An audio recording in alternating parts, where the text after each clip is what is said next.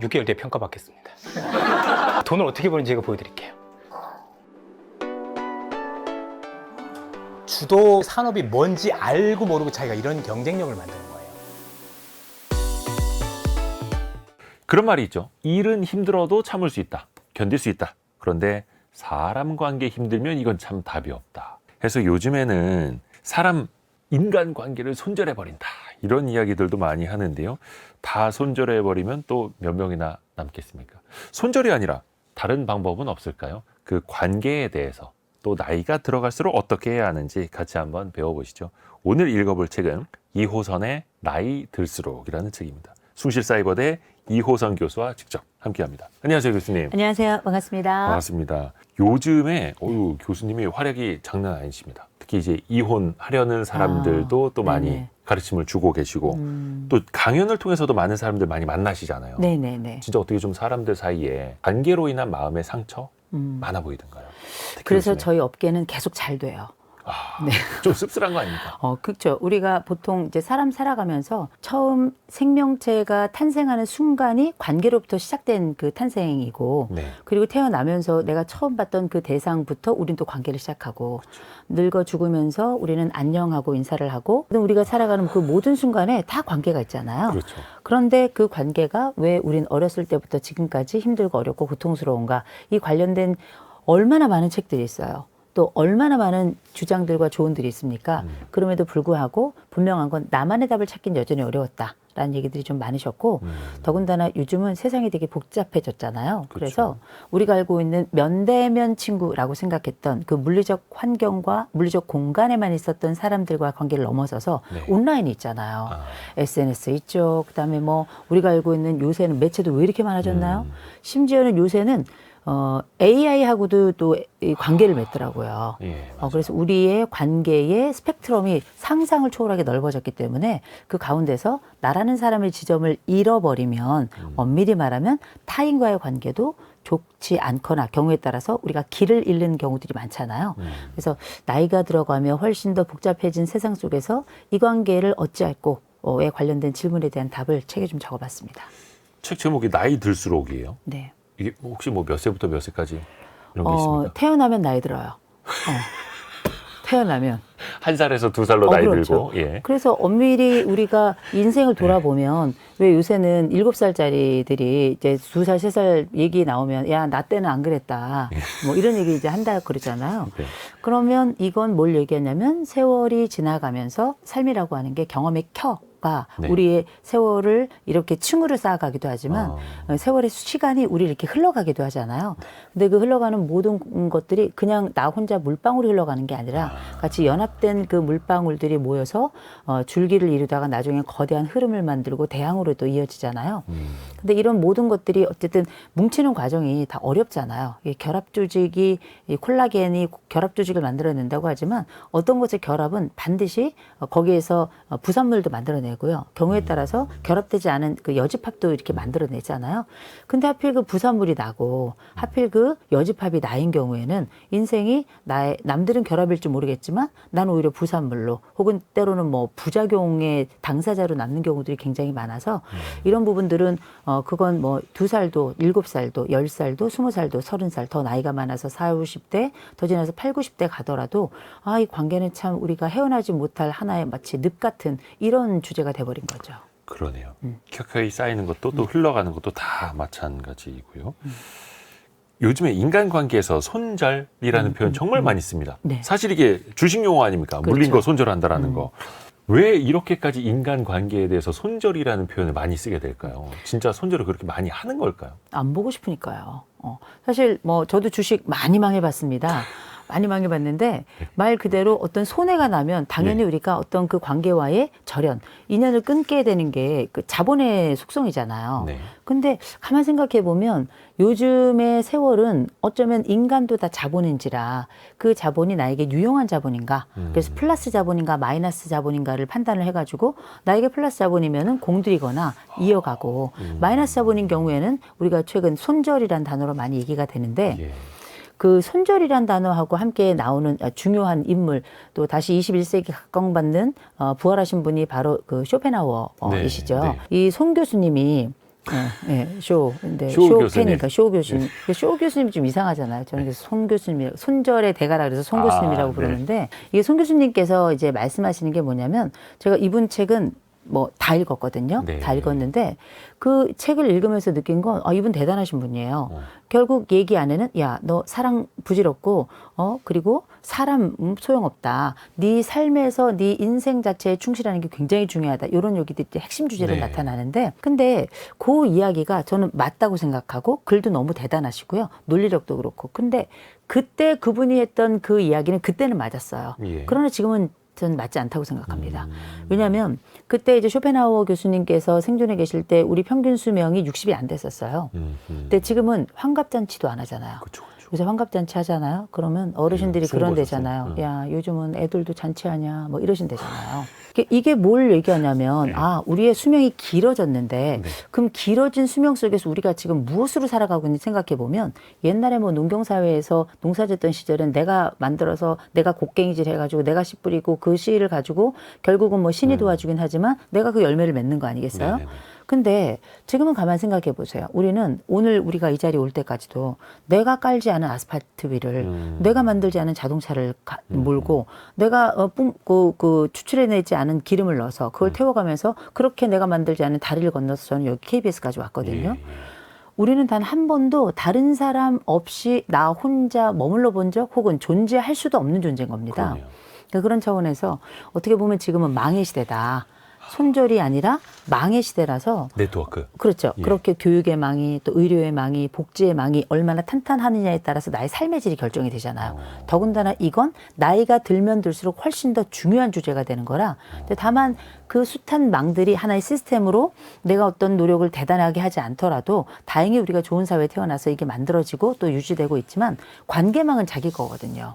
그래서 가만 생각해 보면 어쩌면 우리는 이 마지막 남아 있고 내가 책임져야 될 이 관계의 망, 일명 정서의 네트워크를 통해서 나라는 사람의 생애가 받쳐질 것이다. 정서적으로도 받쳐지고 또 위기 상황에서도 그렇고 함께 살아가며 내 삶이 이래서 기뻤노라라고 할 수 있는 이 고백의 창구의 그 시작점은 저는 이 관계의 망이라고 생각합니다.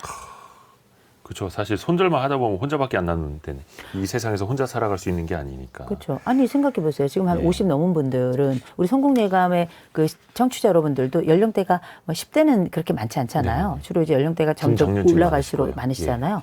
지금 내 주변에 뭐 손절한다 하시는 분들 계실 수 있지만 손절할 것도 없어요. 남은 게 한 줌이에요.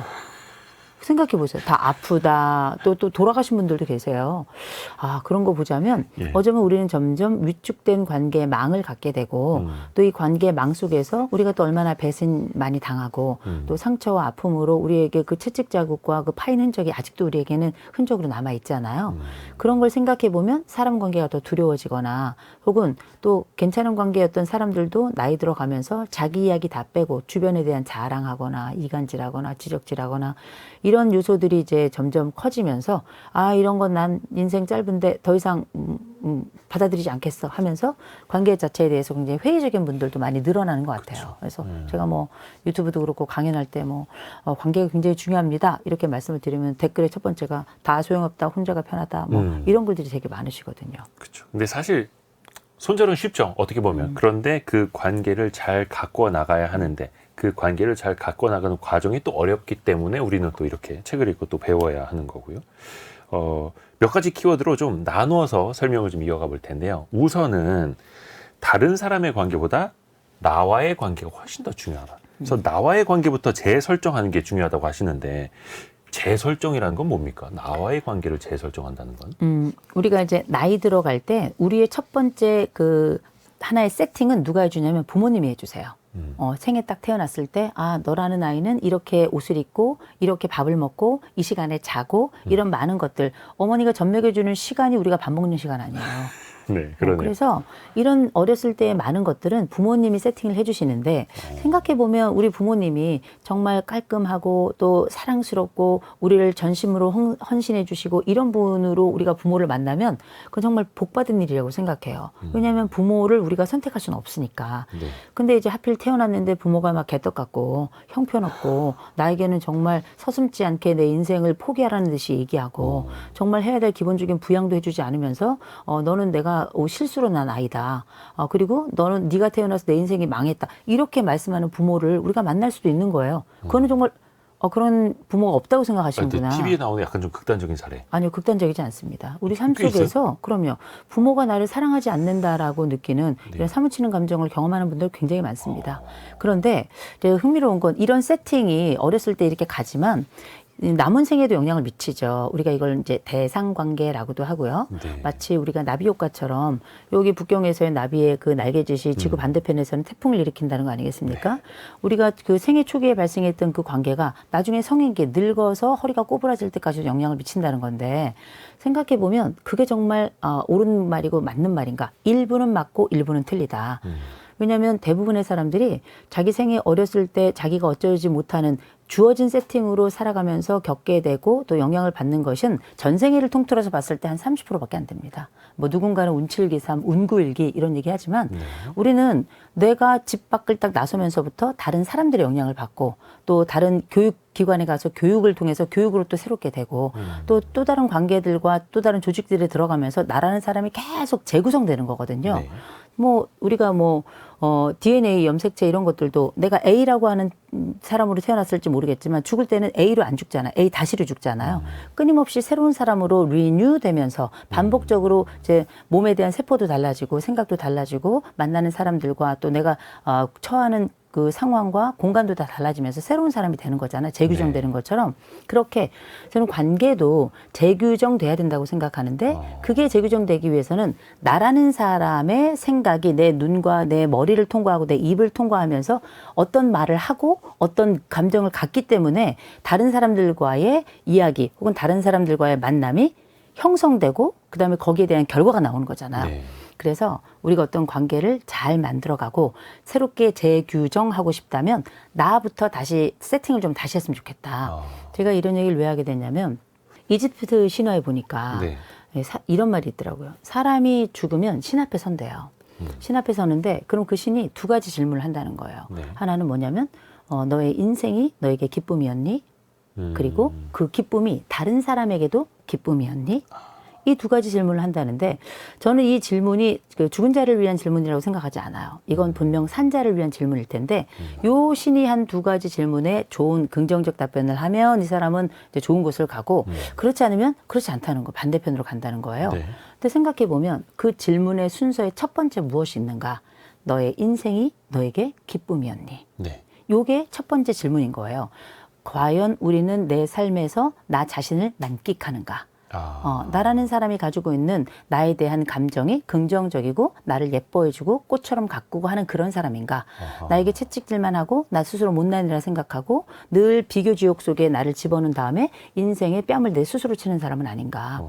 이런 생각을 뒤에 돌아보면 우리가 다들 누군가의 비위 맞추고 또 좋은 사람으로 살아가려고 하고 그러다 보니까 나는 늘 여지팝이었단 말이에요.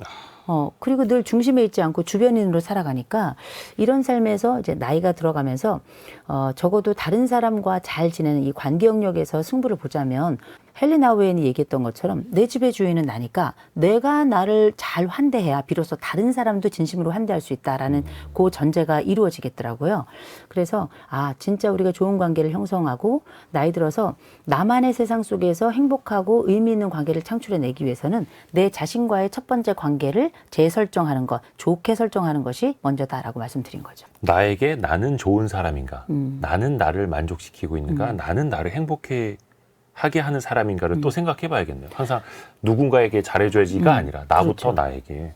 새로운 생각입니다. 근데 그 지점에서 제가 한 가지만 좀 말씀드릴 게 이런 얘기가 보통 자기계발서에 많이 나와요. 네. 그럼 어떻게 그런 거 딱 읽잖아요. 그러면 막 우리에게 막 동기가 막 부여가 돼가지고 다른 인생 다 비켜.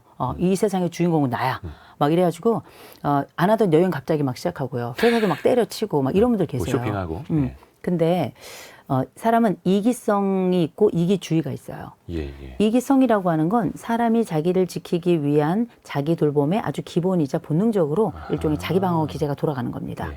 이기주의는 다른 사람들 싹 다 없어져도 나만 살면 돼 라고 하는 게 이기주의예요. 네.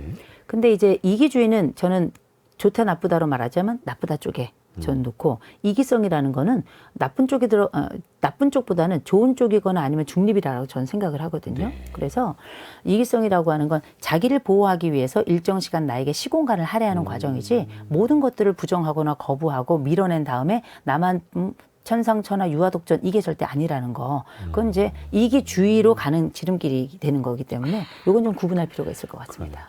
뭐 모임이 있더라도 이번 주는 내가 너무 많이 과로를 했으니까 이번 주말은 오롯이 나를 위해서 좀 쉬어야 해. 이런 게 약간 또 이기성이 될 수도 있겠네요. 그럼요. 본인을 지키는 우리가 거. 어떻게 그 인류에게 나의 뭐 오장육부를 다 내주겠어요. 일단은 나 자신을 이제 사랑하는 거 정말로 중요한데 사실 그 방법을 잘 모르시는 분들도 있어요. 그래서 뭐 비싼 가방을 나를 위해서 선물하는 게 나를 사랑하는 걸까 오해할 수도 있겠고 나와의 관계를 잘 맺는 방법 어떻게 시작을 해봐야 될까요? 저는 이제 여러 가지 방법이 있는데요. 네. 제일 먼저는 저는 자기 몸뚱이부터 잘 살폈으면 좋겠어요. 왜냐하면 네. 우리가 생각해 보세요. 특별히 누군가를 돌보는 삶을 산 분들이 많아요. 이를테면 어렸을 때 태어나서 나는 효자 효녀로 성장하고 그 다음에 학교 가서는 친구들에게 괜찮은 사람이 되어야 되고 직장 다니면서도 되게 헌신적이고 열정 있는 사람이 되어야 되고 그다음에 파트너랑 결혼을 하고 난 다음에는 그 사람에게 나의 삶보다도 그 사람의 삶을 먼저 우선으로 하고 특별히 아이들이 생겨나면 우리가 팔다리 다 떼주는 거 아니겠어요? 이런 삶을 살다 보면 생각해 보면 나는 나를 위해서 평생 하루 아침부터 저녁까지 쉬지도 못하고 잠도 제대로 못 자고 음식도 그냥 시원찮은 거 먹어가면서 그렇게 살아왔지만 실제 내 건강조차도 챙기지 않는 사람 이런 사람이 돼버리더라고요. 그래서 저는 이런 말씀 드립니다. 나이가 들면서 좋은 관계를 하고 싶은 사람은 제일 먼저 자기 몸뚱이부터 챙겨야 돼요. 사람은 몸이 아프잖아요. 그러면 일단 시선이 삐뚤어져요. 세상이 다 부정적으로 보이죠. 그럼요. 아파 보셨잖아요. 그럼요. 그럼요. 지금도 좀 아파 보이긴 해요. 예. 근데 우리가 뭐 다들 뭐 40 넘고 50 넘으면 만성질환을 한두 가지씩 이상은 다 가지고 있는 거니까. 근데 그게 약간 조금 더 심화될 때가 있잖아요. 근데 일단 자기 몸에 대한 관리를 잘하는 사람, 자기에 대해서 영양제도 먹고요. 운동도 좀 하고요. 그리고 삶에 있어서 나에게 필요하다고 생각되는 부분만 하는 것이 아니라 약간의 나를 위한 사치도 좀 필요하다고 생각해요. 그걸 이제 누군가는 잉여라고 부를지 모르겠고 낭비라고 부를지 모르겠지만 사랑은 원래 사치고 사랑은 원래 낭비입니다. 그런데 내 배우자 혹은 내 연인, 내 아이들을 위해서 기꺼이 또 내 부모를 위해서 기꺼이 그 사랑을 내 삶의 조각을 나누어서 나눌 수 있죠. 근데 왜 나는 나에 대해서 그 조각을 나누지 않는가? 그걸 나누는 건 이기적인 건 아니잖아요. 저는 그래서 직장 다니는 분들께는 이렇게 말씀드립니다. 당신이 버는 것의 1에서 2%는 반드시 당신을 위해서 써라. 그런데 그럼 직장 안 다니는 우리가 전업주부나 전업 남편의 경우 이런 경우는 내 월급은 없다고 생각하나요? 절대 아니죠. 그리고 또 법이 인정해주고 또 법이 알게 해주는 우리들만의 삶의 몫이 또 있잖아요. 그렇죠. 그런 걸 생각해 본다면 마찬가지로 내가 뭐 전업주부다 아니면 전업 남편이다 당연히 나를 위해서도 전체 생활비 중에서 우리가 쓸 수 있는 부분을 반드시 할애해가지고 나를 위해 쓰는 거 저는 굉장히 중요한데 그런 차원에서 저는 이제 얼마 전에 발레를 시작했잖아요. 발레요? 네, 발레요. 오. 눈빛이 웃지 저는 않으려고. 아무 코멘트 안 했습니다. 근데 눈빛으로 뭐 말했나요? 너무 웃기더라고요. 제가 생각해도 내가 무슨 발레야 싶었는데 제가 발레를 이제 용기를 내서 딱 갔어요. 이제 뭐든지 장비가 중요하지 않습니까? 발레, 토슈즈 같은 거. 토슈즈, 발레복 이런 거 있어야 되잖아요. 제가 이제 핑크색도 있고 검정색도 있고 그런데 제가 이제 발레복을 집에서 입어봐야 되니까 딱 입었더니 저희 남편이 막 사진을 막 찍더라고요. 슬플 때마다 보겠다고. 근데 제가 이제 그런 일종의 웃지 못할 수모랄까. 근데 전 그것도 너무 웃겼어요. 재밌더라고요. 근데 제가 발레를 하면서 느낀 건 뭐냐면 이게 나를 위해서 뭔가를 하는 것 같고 또 음악이 나오고 또 이제 같이 저랑 같이 움직이는 또 같은 팀이 있는데 진짜 웃긴 사람들만 다 이렇게 모아놓은 것 같은 팀이에요. 근데 다 인생이 요렇게 일주일에 딱 한 번 가는데 그게 그렇게 재밌고요. 저처럼 하루부터 아침부터 저녁까지 황소같이 일하는 사람은 나는 황소인가? 그렇게 그냥 나의 껍질 나중에 죽으면 껍질 벗겨가지고 북 만들겠다 뭐 이런 생각이 드는 사람들한테도 이게 활력이 되는구나. 나만을 위한 시간이고 나만을 위한 공간이니까 이게 어쩌면 인생의 쉼터가 되더라고요. 그런 게 내 몸도 있지만 나를 위한 일련의 뭐 선물 같은 나의 삶을 위한 투자도 내 사랑의 방법이라고 저는 생각을 합니다. 엄청나게 온 가족 다 비켜 나가 이 돈은 지금부터 내가 쓸 거야 이게 아니라 일부를 내어서 내가 그들을 사랑했듯 이제 나에게도 시공간과 그런 사랑에 대한 기회를 주는 거죠. 저는 중요하다고 생각합니다. 브랜드 떠올랐는데 벌써 한 20년 넘은 것 같은데 일본에서 그 쉐리 댄스라는 영화가 나왔을 때 네네. 그 사회적으로 엄청난 울림이 있었잖아요. 네네. 그거랑 거의 비슷한 것 같네요. 그쵸. 우리 삶에도. 뭐 쉘비 댄스 하셔서 말씀하셔서 말입니다만 그때 우리나라에도 막 춤 열풍이 일었었어요. 예, 예. 불륜이 아, 그렇게 튀나요? 아, 그렇게 새나요? 많이 근데 건강한 동호회도 굉장히 많습니다. 그거 알고 계셔야 돼요. 그런데 나가면 다 약간 불편하게 느끼는 분들 계신데 부부가 함께 오시는 분들 너무너무 많고요. 아름다워요. 그러니까 나 자신을 사랑하는 방법부터 또 이렇게 배워봤고요. 근데 약간 앞에서도 그래서 건강이 중요하다라고 말씀하신 게 내 몸부터 건강해야 세상을 이제 바로 볼 수 있다라는 네. 건데 일이 잘 안 돼. 경제적으로 쪼들려. 어디서 자꾸 막 수모를 겪고 좌절을 하고 있어. 그런데도 과연 나 자신을 사랑할 수 있을까? 어떻게 대답을 해주시죠? 그런 상황이 생기면 하나만 쫄리지 않아요. 전신이 쫄리고 온 마음이 쫄리고 전 인생이 마치 하나의 족쇄가 걸리는 것 같고 누군가 목을 조르는 것 같잖아요. 근데 이런 상황이 생기면 제가 이제 이럴 때 드는 감정, 내가 뭘 잘못했나? 아니면 내 인생은 왜 그런가? 또 다음번에 난 이걸 잘할 수 있을까? 또 나에게 오는 모든 것들이 다 분노처럼 느껴지고 이런 그 열등감까지 함께 동시다발적으로 일어나잖아요. 네. 이런 마음을 모아서 제가 등신감이라고 불러요. 내가 등신이 된 것 같잖아요. 아, 좋은 용어가 아니었군요. 네, 그렇죠. 근데 이게 같을 등자에다 신자를 쓰면 팔등신처럼. 신의 의미의 그 신자를 쓰면 상황도 완전히 달라지겠죠. 신의 의미, 예, 갓. 갓, 스몰 갓으로 생각해 보면 나를 일으킬 수 있는 건 결국은 나밖에 없다는 건 우리 모두가 다 알아요. 그때 누군가 손을 내밀어서 도와주고 한 번쯤 나에게 손을 건네서 그 손을 잡아준다면 정말 세상에 둘도 없는 행운일 겁니다. 근데 가만히 생각해 보면 그런 경우는 또 많지 않아요.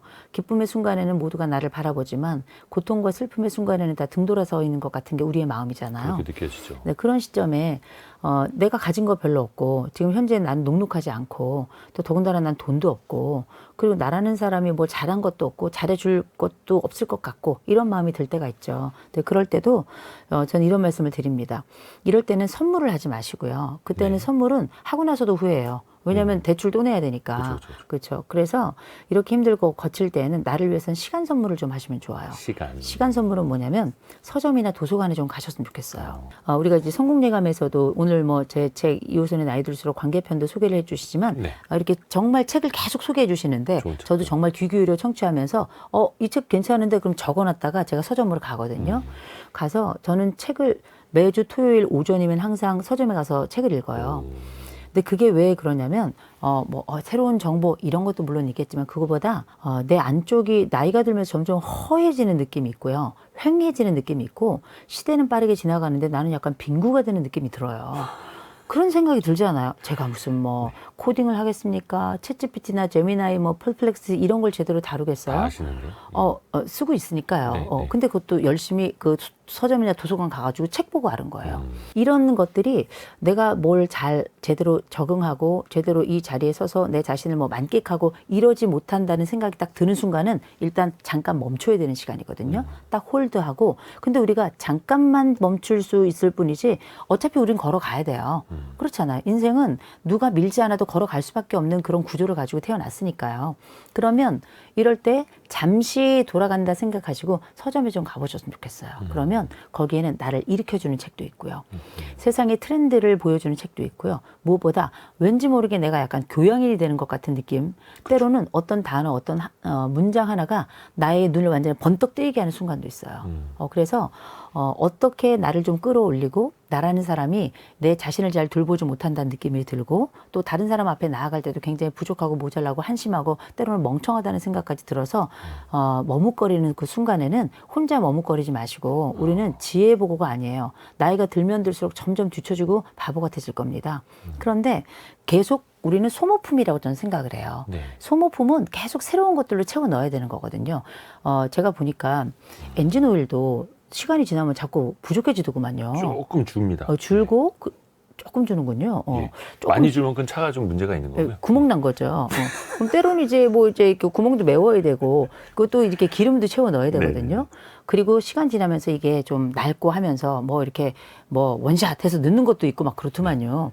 그런 과정들이 다 뭐냐면 추가적으로 내가 선택하는 일종의 보완제들이에요. 예. 인생의 보완제들이 끊임없이 우리에게 오기 때문에 우리도 이거저거 고쳐가면서 지금 무병장수 꿈꾸고 있는 거거든요. 네. 마찬가지로 어떤 것이 내 속에 부족하고 모자라가지고 멈춰지는 순간이 있다면 그때는 채워 넣을 생각을 해야 돼요. 어디 가가지고 뭐 산에 가는 것도 이런 거 다 좋은데요. 저는 이런 심리적 포만감이 좀 필요하다고 생각합니다.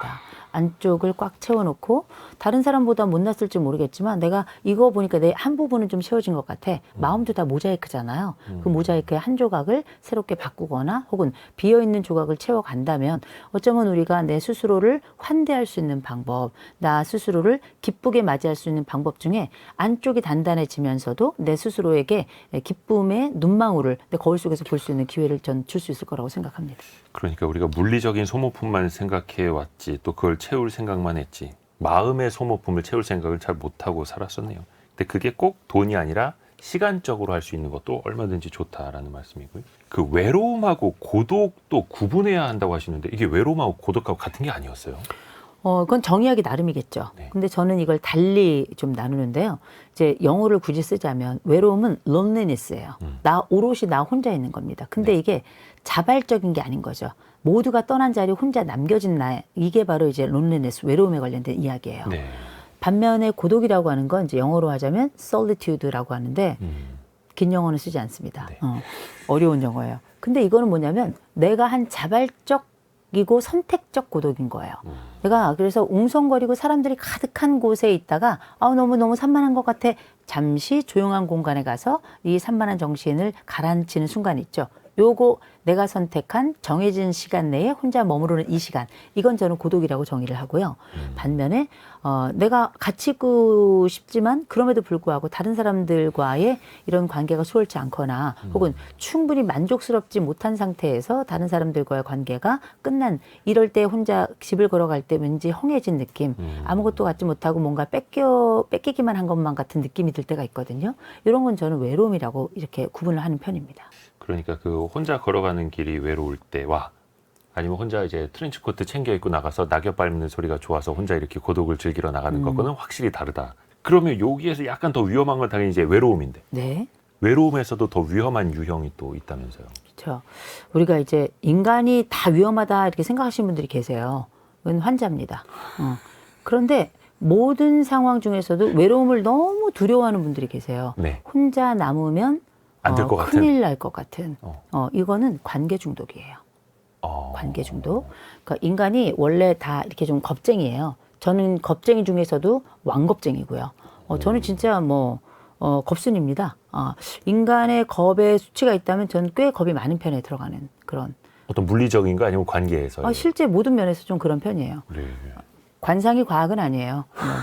그런데 제가 이 말씀을 드린 이유는 뭐냐면 때로는 많은 분들이 내가 가지고 있는 외로움의 역치가 다들 다르거든요. 예. 그래서 어떤 사람은 혼자 있는 게 뭐가 그렇게 문제야. 그래서 혼자 남아있는 것에 대한 두려움이 별로 없는데 어떤 분들은 혼자 있으면 나는 유기됐다고 생각하고 곧 버려졌다고 생각하고 혼자 있을 땐 쩔쩔매는 분들이 계시고 혼자 있을 때 심지어 공허한 경험을 하는 분들도 계세요. 근데 이런 분들은 옆에 사람이 없으면 견딜 수 없는 분들인 거죠. 그리고 이렇게 옆에 사람이 없다는 얘기는 뭘 얘기하냐면 이 사람에게는 단순히 옆에 누가 없어가 아니에요. 극한의 공포 상황으로 들어가는 겁니다. 그래서 때로는 이 외로움이라고 하는 게 질병이라고 얘기하잖아요. 그래서 영국이나 일본 같은 경우에는 외로움 장관이 있다. 이런 얘기로 할 정도로 사회적인 이슈가 된 거고 예. 사회적인 하나의 질환으로 보는 건데 이제 핵심적인 건 뭐냐면 이 외로움이 가지고 있는 것이 아무렇지도 않은 분들에게는 큰 문제가 되진 않아요. 근데 이 외로움이 이 자기에게 어떤 의미인지를 모르는 상태로 외로움에 당하는 사람들이 있어요. 네. 이를테면 우리가 보통 외로움이라고 하는 게 하루에 담배를 15개 피 정도 피는 정도로 사람에게 굉장히 좋지 않다. 이런 얘기 하잖아요. 근데 이런 정도의 타격감을 입는 분들은 뇌에도 굉장히 큰 변화가 일어납니다. 네네. 어디 그뿐인가요? 심장질환, 당뇨, 뇌질환 할 거 없은 각종 성인질환이 대부분 평균치보다 2~3배 이상 이 외로움이 우리에게 가져다주는 일종의 부작용이다 생각하시면 되거든요. 근데 문제는 이런 외로움 자체가 공포가 되거나 아니면 이런 외로움 자체가 하나의 여가가 될 수 있다는 걸 전혀 모르고 그냥 뭐 아니면 도라고만 살아가는 분들의 경우에는 다른 사람들이 심지어 피해를 줌에도 불구하고 그 모임에 피해를 줌에도 불구하고 그 사람과의 관계를 유지하는 경우도 되게 많아요. 네. 외로운 것보다는 맞는 게 나아. 이게 어디서 나오냐면 혐오스러운 마츠코의 인생이라고 하는 일본 영화가 있어요. 예. 근데 이 여인은 참 여러 우여곡절 끝에 어쨌든 자기 제자, 조폭인 자기 제자하고도 이렇게 함께 잠깐 살게 되는데 그 제자이자 조폭인 사람이 자꾸 사람을 때려요. 집에도 잘 안 들어오고. 근데 이 여인이 어떤 대사를 치냐면 이렇게 얘기합니다. 맞더라도 외로운 것보다는 나아. 이런 얘기를 해요. 이건 병이에요. 그렇죠? 근데 결국은 내가 가지고 있는 이 공포에 가까운 외로움을 내가 처치하지도 못하고 심지어는 최악의 상황으로 가더라도 혼자 있는 것보다는 낫다라고 생각한다면 이 사람은 남은 생에 다른 사람에게 호구가 되거나 아니면 다른 사람의 이런 거친 폭력적인 상황에 그냥 자기를 노출시키면서도 나는 외롭지 않다라고 생각하는 거거든요. 근데 우리가 뭐 영화 제목처럼 세상의 중심에서 사랑을 외칠 수는 없을 거예요. 그러나 자기를 보호할 수는 있을 겁니다. 그래서 적어도 내가 가지고 있는 외로움이 다른 사람들이 볼 때에도 야 너는 그래도 그 사람하고 어떻게 사니? 라고 하는 그 이야기가 혼자 남겨지는 것에 대한 두려움 때문에 생겨난 결과라고 판단이 된다면 저는 꼭 상담 받아보시길 권해요. 이건 자기 스스로가 이렇게 객관하기가 되게 어려운 주제입니다. 그래서 상담이라고 하는 게 어떤 문제를 해결하기 위해서 상담자와 함께 그 길을 향해 또 문제를 향해 걸어가는 모든 과정이라면 분석이라고 하는 건 뭐냐면 내 인생을 이렇게 조망해 보면서 나라는 지점이 이럴 땐 이랬구나 저렇게 저랬구나 그런데 내가 지금 이 지점에서 이렇게 느끼고 행동하고 이렇게 사람들과 관계하는 이 방식을 내가 선택할 수밖에 없었거나 혹은 선택하는 이유가 바로 이런 이유에서 있었구나라고 자기를 이렇게 객관화할 수 있는 기회를 갖는 거 이걸 이제 분석이라고 보시면 좋아요. 그러면 우리 이제 이혼주 박사님 여기 우리 그 고정 패널 나오시잖아요. 그쵸. 이혼주 박사님도 아마 동일한 얘기를 하실 겁니다. 혹시 다른 얘기를 하시면 그분이 틀렸다 이렇게 생각하시면 돼요. 농담이고요. 정말 그분 저랑 똑같은 얘기를 하실 거라고 생각을 맞아요. 하고요. 다만 이런 얘기를 제가 말씀을 드리는 이유는 딱 하나예요. 나에게 처한 이 외로움의 상황이 때로는 내가 선택한 상황이 아니라 나도 모르게 선택한 상황일 수도 있고 이게 플러스인지 마이너스인지 전혀 모른 채 그냥 내가 가지고 있는 공포를 마감하는 것만으로 살아가는 건 그냥 견디는 삶이거든요. 견디는 삶은 전 지옥이라고 생각해요. 여기서 나아가는 삶에서 이제 만끽하는 삶으로 넘어가야 될 텐데 그 과정에 외로움이 여러분들의 인생의 기쁨에 발목을 잡지 않도록 스스로를 한 번쯤 이렇게 분석해보는 과정을 갖는 것도 되게 좋을 것 같아요. 외로움이라는 것도 우리가 정확히 잘 알고 있어야겠네요. 또 다른 또 부정적인 결과물도 많이 있으니까요. 다음으로 넘어가 볼게요. 가족과의 관계를 좀 살펴보겠습니다. 근데 사실 가족과의 관계는 그냥 태어나 보니까 맺어져 있는 관계지 않습니까? 네. 근데 또 가족이 때로는 가깝지만 또 때로는 멀게 느껴질 수 있고요. 왜 그럴까요? 가족이 원래는 굉장히 친밀할 수밖에 없어요. 우리가 이제 피가 섞였잖아요. 그렇죠. 그래서 우리가 이제 헌혈한 사람들은 다 내 가족인 거예요. 내 피를 가지고 있으니까 위아더 피를 월드인데 나눴네. 그렇죠. 근데 생각해 보세요. 근데 피도 예. 콜레스테롤 낍니다. 혈관에도. 콜레스테롤이 끼어요. 그래서 가족 관계가 우리가 처음에 태어났을 땐 완벽한 신과 같은 내 부모 그리고 가장 취약한 것 같은 나라는 사람의 첫 번째 보호와 피보호라고 하는 이런 돌봄과 돌봄 받는 관계로 시작을 하지만 우리가 이제 이렇게 처음에 태어날 때 쥐고 태어났던 손을 나이가 들면서 점점 이렇게 펼치게 되잖아요. 네. 펼치게 되고 나중에는 이 손을 열어서 또 다른 사람의 깍지를 끼게 되는 거거든요. 그런 것처럼 이렇게 사람이 이렇게 성장해서 손을 펼 나이가 되면 그때부터는 다른 사람인 거예요. 편손으로는 부모 손에 깍지를 끼는 게 아니라 다른 친구와 다른 연인의 깍지를 끼고 자기 자식의 깍지를 끼게 되는 거거든요. 그렇겠죠. 그래서 가족이라고 하는 게 이제 처음에는 우리가 가족은 다 하나의 유전자 또 동일하게 공통적으로 가지고 있는 그 피의 특성 이런 것들을 가족이라고 하는 거대 문화 속에서 공유하니까 굉장한 공통점을 가지고 있는 사람들이고 또 가족 신화라는 게 있잖아요. 가족은 이래야 돼.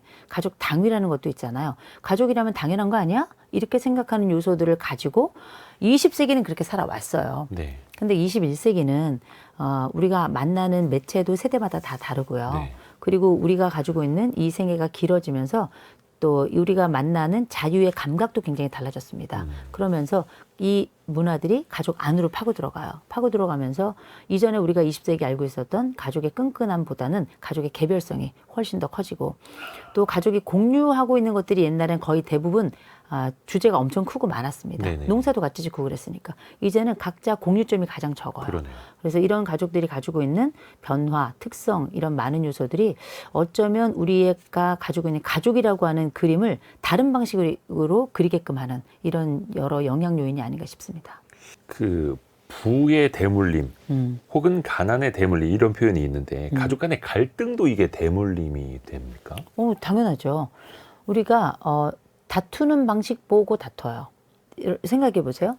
저희 제자들이 있어요. 저희 제자들은 아마 제가 강의하는 걸 보고 꽤 쭉 성장했던 제자들은 다른 데 나가서 저처럼 강의할 거예요. 그게 나만의 정형화되고 그리고 모델이 될 만한 상징적인 누군가의 그 방식을 그렇게 스미게 되는 거죠. 예. 그렇죠. 학습은 스미는 과정이니까 부모는 우리보다 훨씬 곧 교수자와 학생 그 사제지간보다 훨씬 더 어마어마한 세월 속에서 서로의 일거수일투족 보지 않는 그 상황이 없을 정도로 많은 부분들을 답습하면서 서로 가족이 되는 거거든요. 가족은 그래서 저는 이렇게 말씀드려요. 그냥 탄생하는 겁니다. DNA를 통해 가지고 연결되는 게 아니고요. 좋은 가족으로서 새롭게 탄생할 수 있기 때문에 가까운 사람하고도 가족이 될 수 있는 거라고 저는 생각을 해요. 네. 근데 내가 태어난 또 내가 선택할 수 없었던 나에게 강제로 부여된 그 가족이 나에게 미치는 영향 중에 제일 중요한 영향은 뭐냐면 느끼는 방식이에요. 느끼는 방식이요? 느끼는 방식. 두 번째가 행동하는 방식.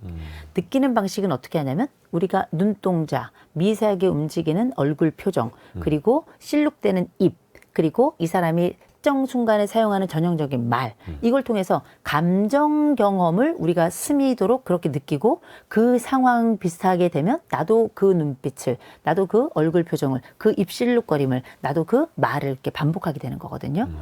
그런데 이게 감정만 반복하는 게 아니라 행동도 반복하게 돼요. 그 행동 중에는 말도 들어가는 거거든요. 그렇죠. 특정 상황이 됐을 때 한숨을 쉬는 것, 특정 상황이 됐을 때 이 사람한테 툭 털어놓는 말. 근데 그건 어떻게 나도 모르게 이 상황이 됐을 때 자동 반사처럼 이렇게 나오거든요. 네. 이걸 우리가 대상관계라고 부르잖아요. 예. 대상관계라고 하는 건 어디서 만들어지냐면 어렸을 때 나랑 내 부모님 사이의 관계를 통해서 이게 요럴 때 척하면 흥이야. 뭐 북치기 박치기 하는 식으로 북치기 했어? 그럼 반드시 나도 모르게 박치기가 나오는 네네네. 이런 방식의 관계 패턴이 나중에 성인이 되고 나이가 들어서까지도 제3자가 그와 유사한 상황에 나랑 처해 있거나 제3자가 내 부모의 패턴과 유사한 어떤 지점을 딱 보이면 나도 모르게 버튼이 딱 눌러지고 그 행동과 그 감정을 그대로 답습해서 그 방식대로 행동하고 말하고 느끼게끔 되는 거거든요. 그래서 말씀하셨던 것처럼 부의 대물림 3대를 못 가던데. 또 가난의 대물림. 요건 또 이제 요새 또 이제 갑작스럽게 이렇게 딱 점프하는 집들도 있고. 그런데 가족의 이런 관계 대물림이라고 하는 그 감정 관계, 행동 관계라는 게 결국은 갈등을 다루는 방식이거든요. 갈등을 대하는 방식이고 이런 것들도 당연히 훨씬 더 우리 부모들이 해줬던 부와 가난에 관련된 이슈보다 아주 본능적으로 태어나서부터 느끼는 그 생존을 위해서 상대의 내 엄마 아버지를 관찰할 수밖에 없었던 그 자기가 알지 못하는 이 무의식적인 이 학습부터 시작하는 이 아이들에게서는 성인 세계로 이어질 때까지 굉장히 강력하게 영향을 미치게 되는 거죠. 그러나 제가 아까 잠시 말씀드렸던 것처럼 이게 그러면 부모가 나에게 준 영향이 다냐? 그럼 우리는 재수 좋게 정말 좋은 부모를 만났다. 그럼 이 사람은 평생 행복하고 재수 없게 정말 형편없는 부모를 만났어. 그럼 난 평생 불안하고 또 불행하냐? 그렇지 않습니다. 좋은 선택을 할 수 있어요. 하와이에 있는 한 섬 중에 거기가 옛날에 아주 알코올과 마약으로 진짜 찌들어 있는 동네였는데 네. 그래서 이제 거기서 성장한 아이들이 향후 40년 뒤에 어떻게 된 날 본 거예요. 아하. 봤더니 그중에 정말 30%는 사회의 지도자가 돼 있더라는 거 아니겠습니까? 그래서 우리에게 온 모든 것들이 우리의 전생애를 다 관통하는 것은 아니다. 우리에게 온 것들 이상으로 우리는 좋은 것들을 선택할 수 있으니 말씀하셨던 내 부모가 부자였지만 내가 이 부의 명줄을 끊을 수도 있는 거고 내 부모가 가난했지만 나라는 사람이 가지고 있는 어떤 노력과 뭐 운명 또 이 시대를 읽는 눈 이런 것들을 통해서 가난해서 또 다른 점핑을 할 수도 있는 거고요.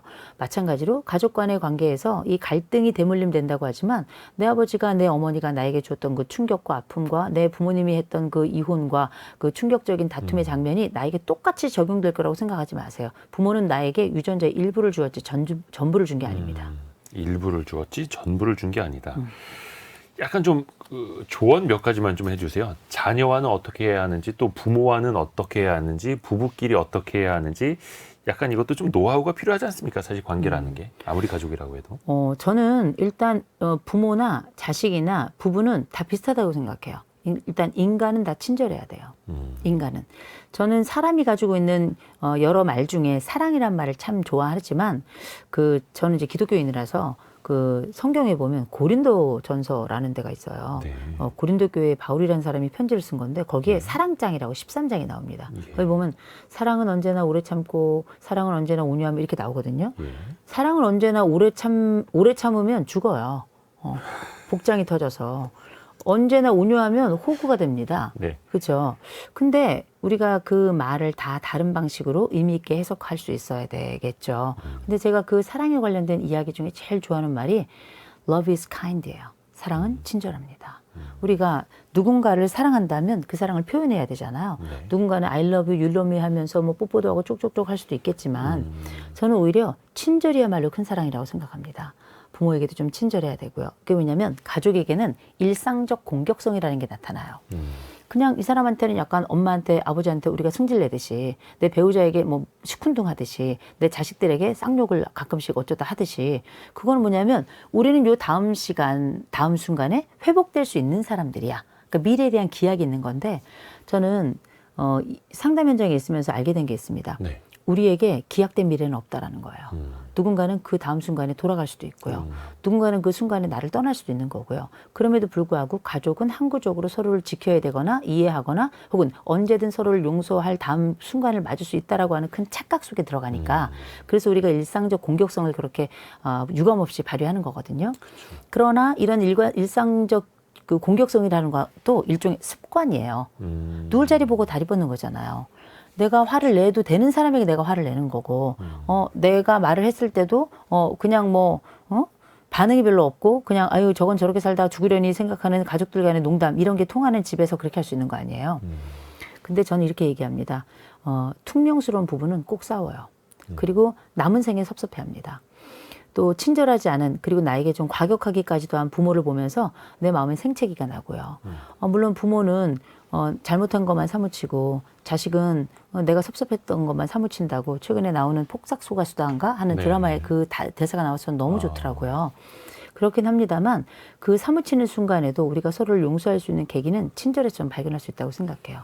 무엇보다 내 부모에게, 무엇보다 내 배우자에게, 또 무엇보다 내 자녀들에게 저는 좀 친절하게 말하고 친절하게 대했으면 좋겠습니다.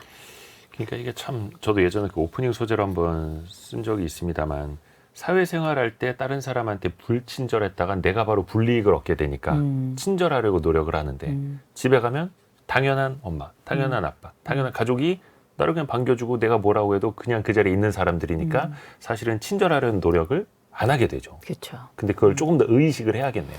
의식하고요. 그리고 좀 컸으면 따로 사세요. 인간은 좀 떨어져 있으면 다 친절해집니다. 네. 근데 또 전화라도 좀 해야 되는데 네네. 또 그럴 때 또 퉁명하게 되고 일단은 좀 의식하고 노력을 해야 한다. 가족이라는 형태가 사실은 이제 부모 자식과는 또 다른 형태가 부부 아닙니까? 네네. 또 최근에 그 이혼을 주제로 한 또 프로그램도 같이 이제 하고 계시는 걸로 알고 있는데 진짜 그 이혼을 고민하는 부부가 있다면 필수적으로 일반적으로 하시는 조언 같은 게 있을까요, 교수님에게? 제일 먼저 저는 예뻐해 주라고요. 얘기해요. 예뻐해 줘라. 예뻐해 줘야 돼요. 그리고 예쁘다는 건 반드시 표현해야 됩니다. 예쁘다는 표현은 여러 가지가 있을 수 있어요. 어쩜 이렇게 예뻐 이럴 수도 있지만 음식 진짜 맛있다. 오늘 정말 옷 깔끔하게 입었다. 야, 자기는 다른 건 모르겠는데 요거 하나 진짜 잘한다. 뭐 이런 것들 있죠. 이런 것들이 다 사실 상대방을 꽃처럼 예뻐해 주는 과정이에요. 그 마음에 충분히 100% 합할 수는 없으니 내가 할 수 있는 최선을 당신에게 보여주리라. 이게 마치 말할 때마다 한 송이 꽃처럼 그렇게 피어나는 거거든요. 그 인생 정원을 부부는 서로 만들어준다고 저는 생각을 해요. 그래서 내 정원을 어떻게 만들고 싶을까 생각으로 내 배우자의 정원을 만들면 내 배우자는 땅콩을 꾸게 돼 있습니다. 자기만의 정원은 따로 있으니까. 그래서 서로에게 인생 정원을 만들어주되 그에게 물어보고 그리고 이런 정원이 어떤지에 대해서 나만의 정원에 대한 기본적인 그림을 알려주면 그 배우자가 더 좋은 것으로 또 더 괜찮고 아이디어가 넘치고 충만한 것으로 우리가 요새 이제 유행하는 말로 디폴트 값이 네. 내 정원이에요. 거기에 추가로 더 아름다움과 미감을 더하고 그리고 추가적으로 내가 미쳐보지 못했던 것들까지 함께해서 정말 아름다운 작품을 만들어내는 거. 이게 저는 부부간의 행복이자 인생 정원을 서로 완성시켜주고 그 정원에서 먹고 마시며 피크닉을 할 수 있는 가장 좋은 그림이라고 저는 생각을 하거든요. 그래서 제가 말씀드렸던 첫 번째가 바로 부부 사이에는 일단 예뻐해줘야 됩니다. 예뻐해줘야 되고요. 두 번째로는 우리가 부부 꼭 하루에 한 번은 무조건 밥 먹어야 돼요. 무조건 밥 먹어야 돼요. 제가 부부 상담 해보잖아요. 밥 먹는 부부는 살아요. 밥 먹는 부부는. 밥 안 먹는 부부는 이제 살기 어려운 거죠. 네. 저는 각방을 쓰더라도 무조건 밥 먹으라고 얘기해요. 되게 중요합니다. 하루 한 끼 무조건. 그 사람이 나중에는 그 인간이 되잖아요. 예. 그래서 이 인간이 이렇게 얘기하지만 그 사람하고 밥을 한 끼 이 인간 저 인간 하더라도 밥 먹는 집들은 괜찮아요. 되게 중요한 거고 세 번째로는 이 사람만이 가지고 있는 장점이 있어요. 네. 이 사람만이 가지고 있는 장점은 그 사람이 스스로 난 이것보다 다른 게 더 잘하는 게 있어라고 얘기하더라도 이 사람만의 장점을 자꾸 얘기해 줘야 돼요. 그 뭐냐면 난 당신이 멋있다는 뜻이에요. 난 당신이 유능하다고 느낀다는 뜻이거든요. 그래서 그 사람만의 장점 하나 읽어주고 마지막으로 제가 말씀드릴 건 그 사람이 듣고 싶은 얘기가 있어요. 듣고 싶은 얘기. 그 얘기는 꼭 해주셔야 돼요. 듣고 싶은 얘기. 이를테면 우리 편집장님은 네. 우리 아내에게 꼭 듣고 싶은 얘기가 있다면 뭐가 있을까요? 어우, 야, 여기에서 갑자기, 예. 저는 많이 들어가지고요. 어떤 이야기 있어요? 뭐 늘 그냥 고맙다, 사랑하다, 뭐 미안하다, 뭐 이런 이야기. 아, 그러냐. 저는 미사고. 그 세 가지 단어는 꼭 필요하다고 보거든요. 아, 그래요? 어느 관계에서든. 저는 달라요. 저는 저희 남편에게 얘기했습니다. 나보고 예쁘다고 말해줘. 호선 씨, 자긴 참 예뻐. 이렇게 말해줘라고 얘기해요. 아까 그 발레복 잘못 들어갔나요, 제가? 네. 그래서 네, 네. 우리 편집장님은 저랑 결혼할 수 없는 거예요.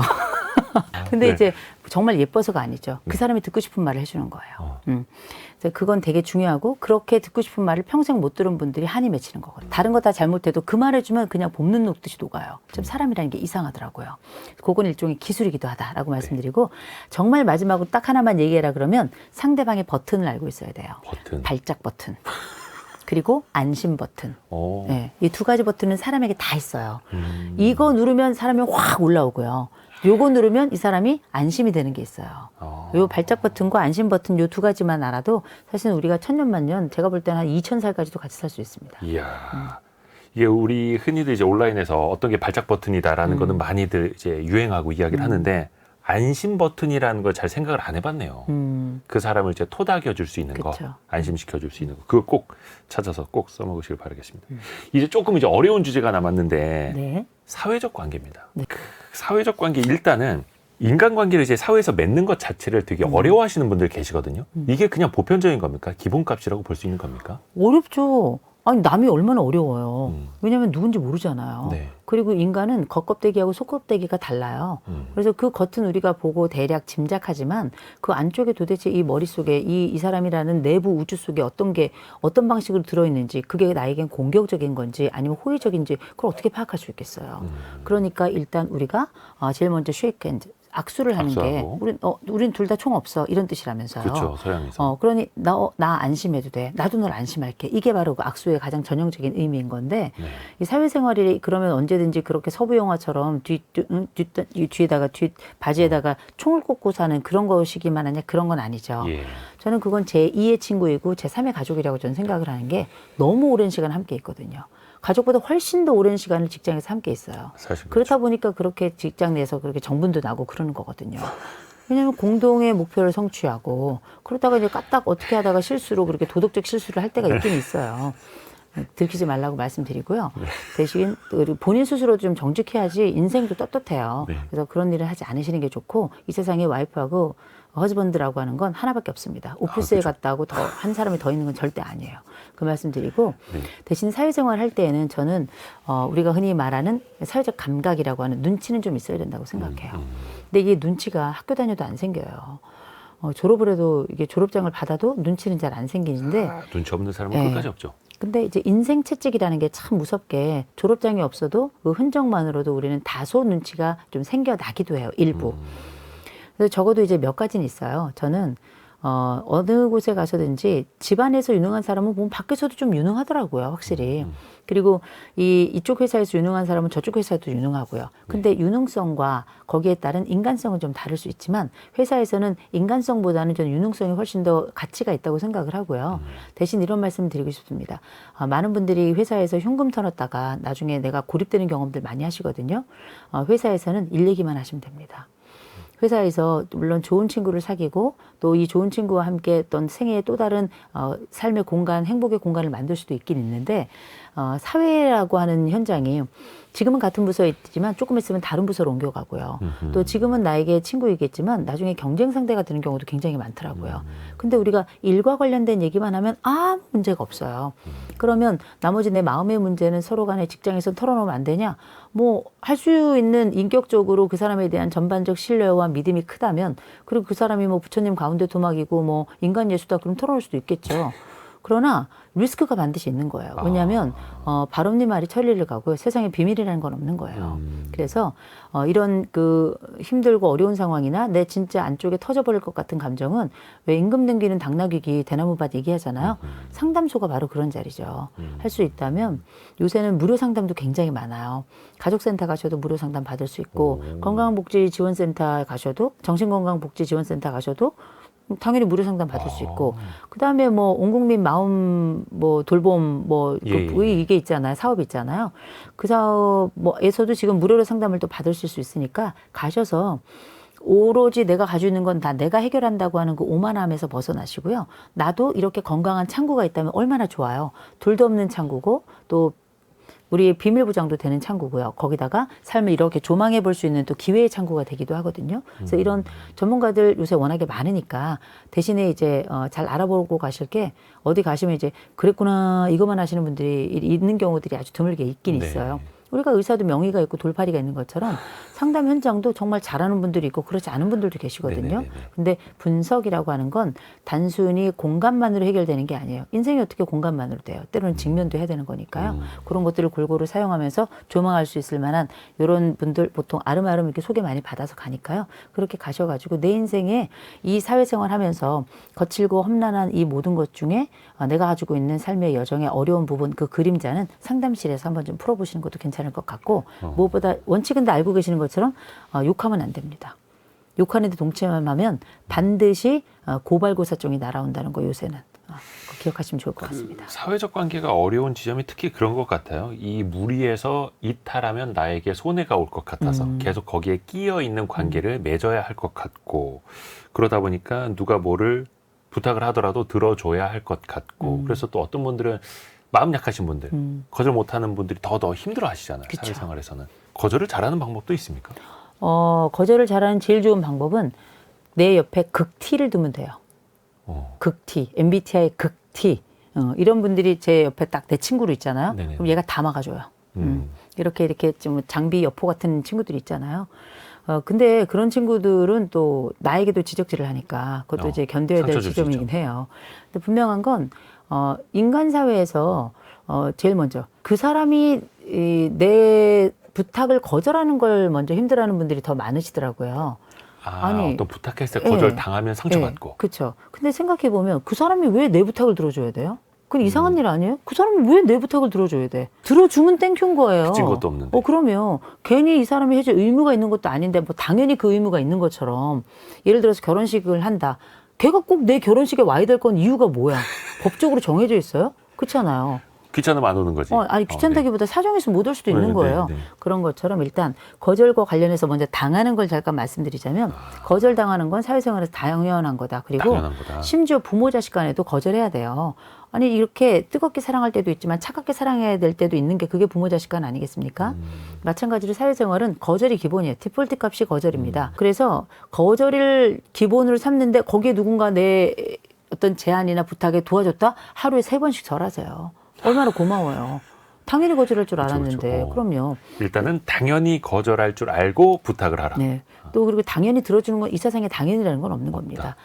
대신에 내가 다른 사람을 거절해야 될 때가 있잖아요. 그쵸. 거절해야 될 때는 근데 거절 잘 못하는 분들 계시잖아요. 이거는 훈련도 좀 받아야 돼요. 왜냐하면 계속 거절 못하다가 일 다 떠맡고 돈 다 뜯기고 인생 호구되는 건 하루 아침에 순식간에 되는 겁니다. 그래서 하실 수 있다면 연습하셔야 돼요. 미안한데 이 얘기는 한국에서는 안 하겠다는 얘기예요.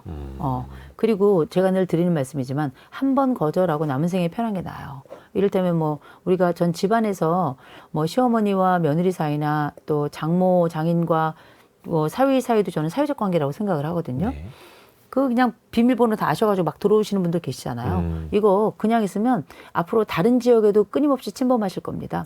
한 번 불편하더라도 대놓고 내가 이상한 사람 되는 게 나아요. 그래서 이 사건이 예를 들어서 웬만한 건 받아주세요. 뭐 안 될 게 뭐 있어요. 웬만한 건 해주는 거지. 그러나 봤을 때 이게 장기화 될 것 같고 이 사람의 악의가 보일 때가 있어요. 그럴 때 무조건 거절하셔야 됩니다. 그리고 내가 거절이 잘 어렵잖아요. 주변에 가까운 사람들에게 야 이런 일인데 어떡하냐? 그럼 다른 분들이 야 거절해 이렇게 얘기할 거예요. 거기서 힘을 좀 기를 좀 받으세요. 그러셔서 거절의 동기뿐만 아니라 거절의 기운도 좀 받으시고요. 그다음에 머릿속에 막 상상해야 돼. 어떻게 거절하지? A 버전, B 버전, C 버전, D 버전 해가지고 온 힘을 다해 거절할 수 있을 만한 여러 대책들과 비책들을 갖추시기 바랍니다. 저는 이제 섭외할 때 거절 많이 당하거든요. 네네. 근데 어떤 분들이 이제 한 3개월 후, 6개월 후, 최근에는 1년 뒤로 이제 거절을 당해본 적이 있어가지고 그것도 괜찮은 방법이더라고요. 근데 1년 뒤에 꼭 찾아와요. 그런 저는 분들은. 기억하거든요. 그렇죠. 예, 저는 기억합니다. 근데 그분이 듣고 계셔야 그거는 될 텐데. 거절이라고 보기 어렵죠. 그리고 왜 그분들이 왜 그걸 거절했다고 왜 섭섭하세요? 안 섭섭해요? 말이 왜 더듬으세요? 혀가 잘 안 움직여가지고. 이게 마음속에 다 있는 네. 거예요, 사실은. 그러니까 조금씩의 섭섭함이 있을 수 있지만 돌이켜 생각하라. 그들은 우리에게 그렇죠. 뭔가를 해줘야 될 의무를 가진 자가 아니다. 그렇죠. 대신 그걸 어느 정도 혹은 뭐 많이 해주면 땡큐다. 이렇게 그래서 생각하시면 저는 반대로 생각합니다. 3개월 후라도, 음. 1년 뒤라도 검토해 보겠습니다라고 한 것 자체가 어유 감사한 일이네. 그렇죠. 이렇게 생각을 하는 그래서 거죠. 저는 얼마 뒤라고 말씀을 안 드려요. 사실은 이제 이호선 교수님이 네. 극티라고 들었는데, 자 오늘은 네. 이호선의 나이 들수록 이 책을 읽고 있는데요. 사실은 저는 좀 고민이 드는 지점도 있어요. 저도 이제 40대 중반으로 가다 보니까 나이 들수록 누구나 꼰대가 되어 간다고 하지 않습니까? 근데 또 꼰대가 안 되려고 한다고 해서 꼰대가 안 되는 것도 아니고 네. 어떻게 해야 됩니까? 어떻게 하면 더 나은 꼰대가 될 수 있을까요? 더 나은 꼰대는 없어요. 그냥 꼰대는 꼰대죠, 뭐. 다만 분명한 건 극티. 예. 저는 어떤 이 사람의 인품이 굉장히 중요한 것 같아요. 요새 흔히 꼰대라고 얘기한다면 MZ세대 얘기 많이 하잖아요. MZ가 뭐 삼요 하잖아. 이걸요? 제가요? 왜요? 막 그러면 이제 라떼 세대가 삼야 한다잖아요. 해보란 말이야. 당장 하란 말이야. 야! 막 이런 거 얘기하잖아요. 근데 우리가 생각해 보면 이 세대 간의 서로 간의 차이를 두고 이전 세대, 신세대와 꼰대는 늘 시기별로 뭐 인류 역사를 통틀어서 다 있어 왔고요. 근데 중요한 건 이런 꼰대라고 하더라도 젊은 사람들은 압니다. 이 사람이 유능한 꼰대인지 아니면 정말 무능한 꼰대인지 또 이 사람이 인간성이 좋은 사람인지 그렇지 않은 사람인지 이 얘기는 뭐냐면 인간성이 좋던가 아니면 유능하던가 자기만의 특성화된 요건들을 하나씩은 자기만의 칼은 하나씩 들고 있어야 되는 거죠. 그래서 이 사람은 이게 무기야. 이 사람은 인간성이 무기야. 이 사람은 유능함이 무기야. 이 사람은 이런 걸 잘해라는 게 명확하게 하나 딱 드러나잖아요. 그러면 MZ세대들은 완전 꿇어요. 요새 특별히 Z세대 같은 경우는 고3 남학교, 고3 아이들 사이에 그 반에서 수학 잘하는 애들이 형이라고 부른대요. 형, 수형. 뒤집어서 형수 막 이렇게도 부르고. 그런데 이런 얘기를 하는 얘기가 뭐냐면 능력 있는 애들 앞에서는 이제 다른 친구들도 아무런 얘기를 하지 않아요. 능력 앞에 다 무릎 꿇습니다. 그래서 우리가 그전에는 뭐 다 이렇게 뭐 낙하산으로 내려온 거 아니야 뭐 이렇게들 봤다면 MZ세대 넘어오면서 야, 유능하니까 거기까지 간 거야. 대신에 이제 도덕적인 어떤 검증 이 필터는 약간 좀 약화된 건 아닌가. 이제 자본의 아들 자본의 딸들로 성장하고 있으니까요. 그런 거는 있습니다만 그럼에도 불구하고 우리가 꼰대가 되더라도 나의 전문성은 잃지 말았으면 좋겠다. 혹은 꼰대가 되더라도 나의 인간성은 잃지 말자라는 게 제 기본적인 전제입니다. 보통 제가 이제 기업 강의 그 중에서도 임원진들 대상으로 리더들 대상으로 강의할 때 꼭 리더가 갖춰야 될 빅5에 대해서 얘기를 해요. 관찰력, 분석력, 민감성, 공감력 그리고 전문성 얘기하는데 뭐 많은 역량들 다 있지만 일의 세계에서 전문성이 없다는 건 너무 이상한 일이에요. 뭐 기본. 그래서 이 선배는 일 잘해. 그럼 뭐 다 끝장나는 거예요. 또 이 선배는 인간성 아주 뭐 어마어마해. 그러면 또 이 사람은 인간성으로 또 승부하는 거거든요. 네. 이 사람이 가지고 있는 하나의 매력이 그 사람이 꼰대라도 아름답게 만들 수 있다라고 저는 생각합니다. 오늘 2호선의 나이 들수록 이 책을 함께 읽으면서 나와의 관계, 가족과의 관계, 사회적인 관계 또 여러모로 또 함께 고민해 볼 수 있는 그런 시간이었습니다. 정말 잘 들었습니다. 근데 이 책이 네. 관계편이에요. 네네. 그럼 다음엔 다른 편이 또 나온다는 얘기네요. 시리즈로 이제 해보자고 했는데 네. 기운이 빠졌네요. 시리즈로 계속 나올 겁니다. 아, 네. 네네. 2호선의 나이 들수록 오늘 함께 했습니다. 숭실사이버대 이호선 교수였습니다. 고맙습니다. 고맙습니다. 감사합니다. 6개월 뒤에 평가받겠습니다. 돈을 어떻게 버는지 제가 보여드릴게요. 주도 산업이 뭔지 알고 모르고 자기가 이런 경쟁력을 만드는 거예요.